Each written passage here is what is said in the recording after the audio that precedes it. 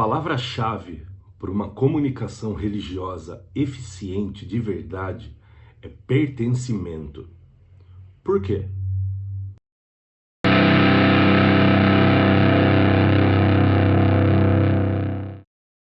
Sensação de pertencimento é um instinto básico humano. A sensação de pertencimento é determinante para que os fiéis continuem na igreja, para que eles não abandonem o templo, para que eles não transformem a presença deles numa coisa burocrática, ficar só na rede social ou só no YouTube. Pertencimento, estar junto, é muito importante.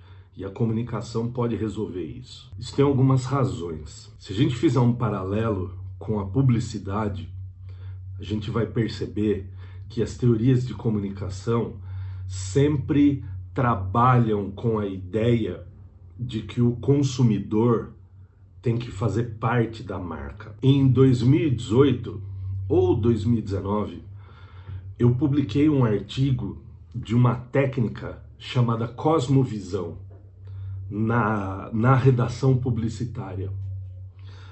E eu falo ali como isso auxilia a construção de um vínculo mais forte entre quem produz e quem compra, né? Entre o anunciante e o público-alvo. Então, basicamente, o que eu falo nesse artigo é que a criação publicitária tem que criar uma coleção de áreas e de temas que são limítrofes, que são afins, que fazem parte dessa marca, desse produto, para que os consumidores possam se identificar melhor com ela. Um exemplo muito simples disso é a Nike. Quando a gente fala de Nike, do que a gente está falando?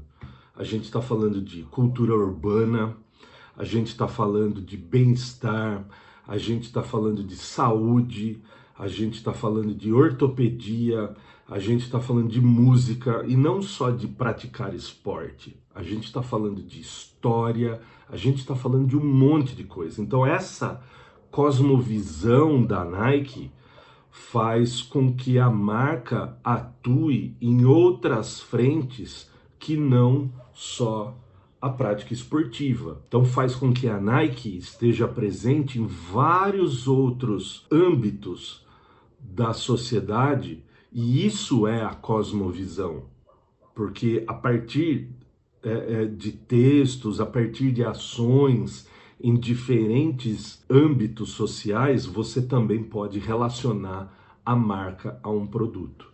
Isso é cosmovisão. Agora, no caso da religião, isso já acontece porque, na verdade, o cristianismo está sendo muito utilizado como uma autoajuda, principalmente nas igrejas neopentecostais, nas denominações católicas ditas conservadoras.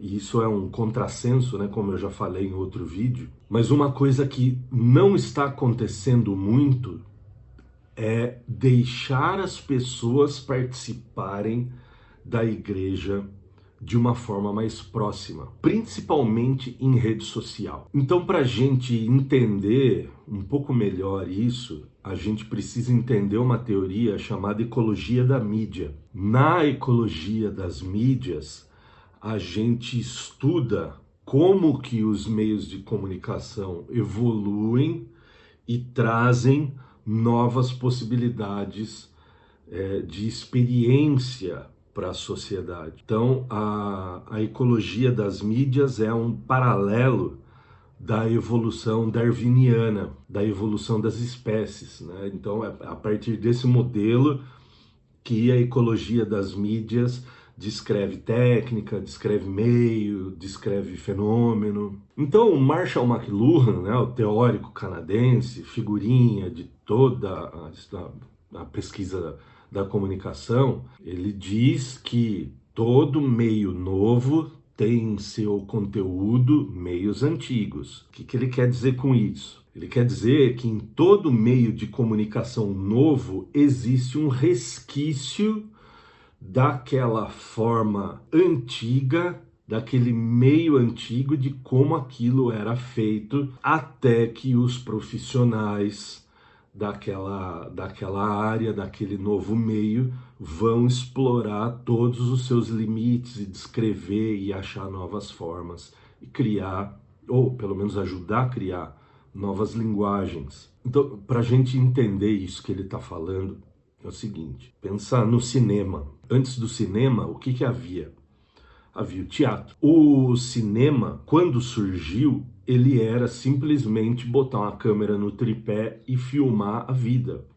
Não tinha ângulo, não tinha cortes, não tinha plano sequência, não tinha storytelling, não tinha nada disso. Era só uma câmera parada filmando. Aí, com outros profissionais, como fotógrafos, como diretores. Então a linguagem cinematográfica foi se desenvolvendo a partir daquele meio. Mas primordialmente o cinema é um tipo de teatro. E daí a mesma coisa acontece com o rádio. Hoje a gente tem um formato na internet que é o podcast. Só que isso não se diferencia em nada do programa de rádio. Um podcast é um programa de rádio, tem a mesma linguagem, tem o mesmo tudo. E o mais legal disso é que o que antes era o rádio e virou o podcast, essas duas coisas continuam se conversando.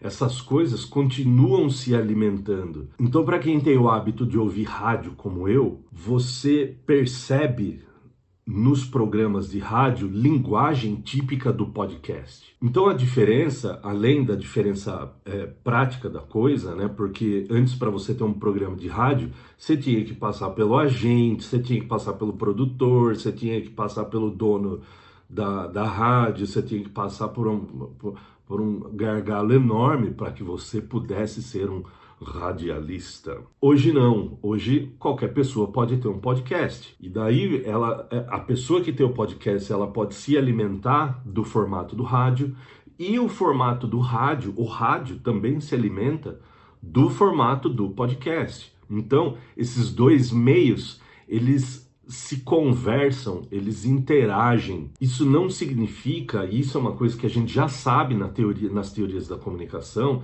é que um meio novo não mata um meio antigo. Se você pensar na música, o vinil está vendendo demais hoje em dia. Tem uma frase clássica que eu não sei quem falou, que é assim: se você acha que o iPad vai matar o jornal impresso, então tenta embrulhar um peixe com um iPad. Então a grande sacada da internet é que ela partiu de um modelo de um para muitos, em que uma emissora, um veículo, transmite aquilo, seja simultaneamente, né, ao vivo ou gravado, e milhões de pessoas assistem aquilo. Não significa que elas vão assistir passivamente, elas podem trabalhar esse conteúdo, né? Mas não existe interação, é um para muitos.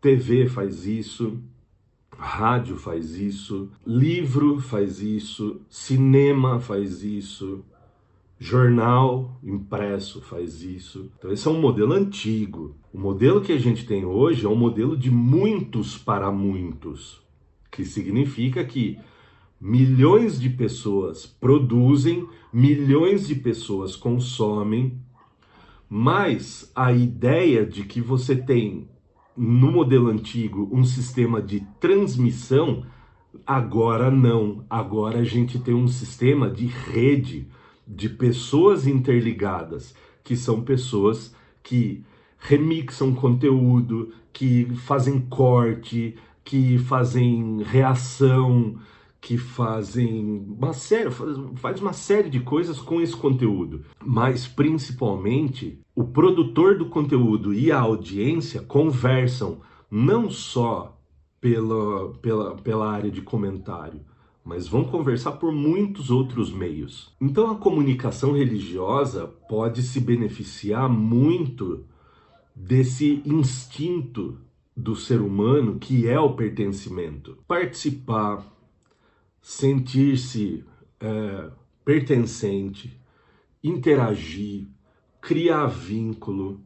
Todos esses sentimentos são muito humanos. Se você pensar na comunicação do proto-cristianismo, na formação do cristianismo, né, no proto-cristianismo, tem muito disso, tem muito dessas ações nos fundamentos. Então é assim, se você é um líder religioso e você tem um canal no YouTube, você tem um podcast, e daí você não responde mensagem, você não responde e-mail, você não coloca as pessoas para participarem, o que você está fazendo? Você está usando a internet de forma errada, você está usando aquele meio de forma errada, porque você está usando um meio que é novíssimo e que é altamente interativo, só que você está usando naquele modelo antigo, de um para muitos. É só você que fala e todo mundo tem que ouvir e pronto, porque você é o bonzão. Não é isso. As pessoas têm que interagir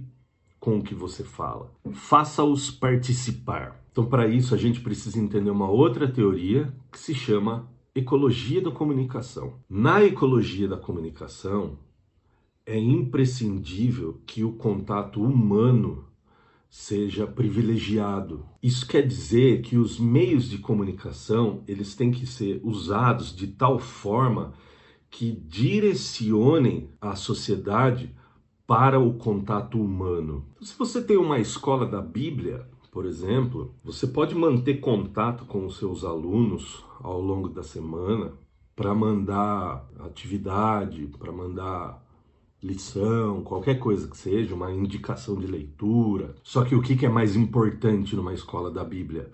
Todos estarem em sala de aula, aprendendo juntos, participando, interagindo, trocando ideia, solucionando dúvidas. Então, essa é, dentro da comunicação religiosa, a ideia da ecologia da comunicação.